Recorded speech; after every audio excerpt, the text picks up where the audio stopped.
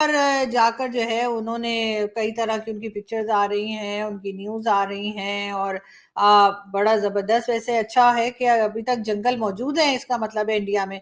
पार होता रहता है और अगर हम नहीं करते, तो फिर हम जितनी अरब कंट्रीज़ हैं, उनके शेखों को हम परमिट देते हैं और हमने तो सब काट-कूट के जी बराबर कर दिया। सब लकड़ियाँ-वकड़ियाँ काट ली। वहाँ मैंने इस किस्म का डेकोरेशन देखा, तो वो मैं पिक्चर बना के फ़ौरन ही ट्विटर पे लगा दूँगी।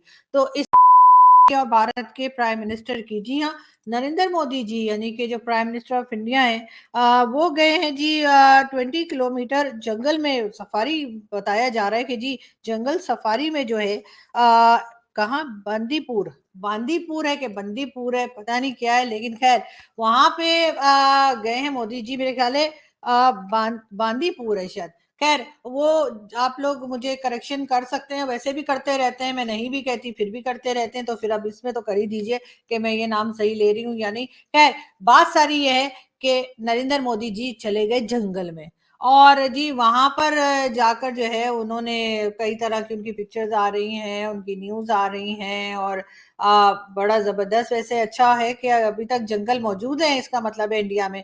हमने तो सब काट कूट के जी बराबर कर दिया। सब लकड़ियाँ वकड़ियाँ काट ली और बिल्कुल हमारे यहाँ तो अब जंगल नाम की कोई चीज़ शायद ही बची हो। लेकिन अगर भारत में है तो बिल्कुल उनको इसकी हिफाज़त भी करनी चाहिए। ये देखें मोदी जी जो हैं वो एलिफेंट के साथ, ये एलिफेंट मोदी जी के साथ, आप लोगों को जो पसंद है वो समझ लीजिए। यानी मोदी जी ने एलिफेंट यानी हाथी के साथ पिक्चर हाथी के साथ, मुझे हाथी मेरे साथी पिक्चर याद आई राजेश खन्ना साहब की। इतने हाथी थे उसमें, इतने हाथी थे उसमें कि बस हाथी ही हाथी थे। तो बिल्कुल और गाने अच्छे थे, लेकिन पिक्चर तो मुझे पता नहीं किस लिए हिट हो गई थी, हैरत की बात है। लेकिन खैर अच्छी बात है कि राजेश खन्ना जी की कोई मूवी इतनी हिट हुई थी उस वक्त। खैर बहुत सारी हुआ करती थी उस जमाने में तो उनकी, लेकिन ये हाथी मेरे साथी एक साहब मुझे मिले पाकिस्तानी और वो मुझे कहने लगे उसमें तो हाथी ही आती है। तो मैंने कहा सर जब नाम ही हाथी मेरे साथी है तो आपको उसमें क्या देखना था।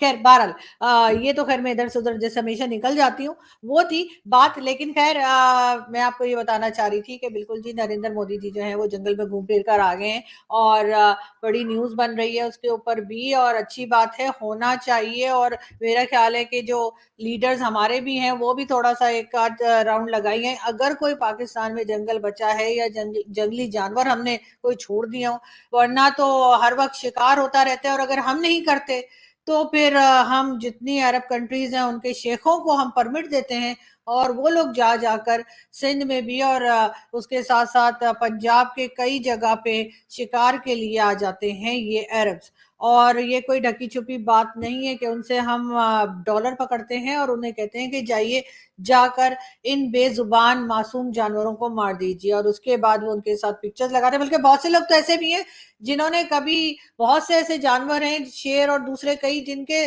सर जो है वो अपने ड्राइंग रूम में लगाए हुए होते हैं। डेकोरेशन मुझे तो समझ नहीं आती, देखकर खौफ आता है कि आपने चाहे इंसान हो या जानवर हो, किसी का सर जो है वो काट के कैसे दीवार के ऊपर आप वो डेकोरेशन के तौर पे इस्तेमाल कर सकते हैं। लेकिन पाकिस्तान में ऐसा भी होता है। और अब अगर मैं किसी के घर गई, किसी ने मुझे दावत पे बुलाया और वहां मैंने इस किस्म का डेकोरेशन देखा, तो वो मैं पिक्चर बना के फौरन ही ट्विटर पे लगा दूंगी।